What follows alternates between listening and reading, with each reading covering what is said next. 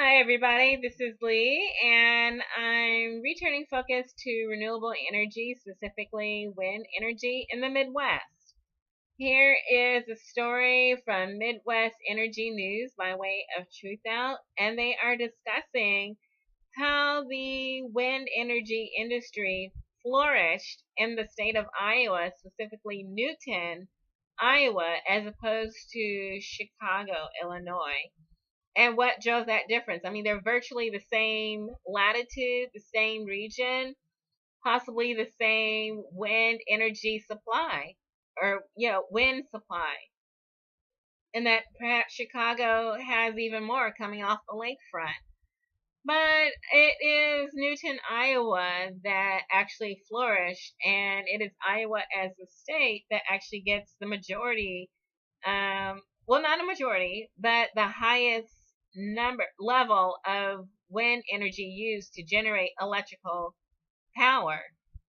It's the state of Iowa, and that it's approaching 40%, and that's a sizable amount, and that's only going to increase if trends continue. And so, what made the difference? And they're saying that these are two former industrial corridors, talking about the southeast side of Chicago, that had U.S. steel plants, and then Newton, which actually was where the Maytag family was. And so Maytag fell to NAFTA.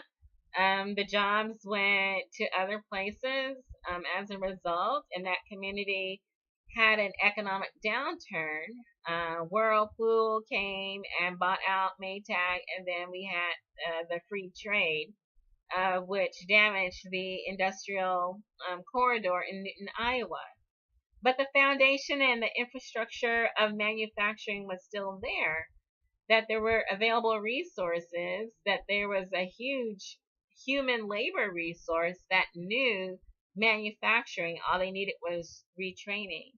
And so once there were political and economic encouragement of the growth of wind energy in the state of Iowa, that Newton, Iowa became a force to be reckoned with, not so much in Chicago. And that corridor in Chicago that formerly hosted U.S. Steel, other types of manufacturing have been attempted, but not really taken off. That people are still trying to model that area of Chicago on the success of Newton. And so what I'm going to do is post this link to this article. It has a lot more information of how TPI Composites, the wind energy industry, were able to manufacture wind turbines and bring economic development to Iowa, and possibly something similar might happen in southeast Chicago if there's political and economic support for that happening. So things are possible. We'll just see how it plays out, and I'll post a link to this article for people to make the comparison themselves. Good luck.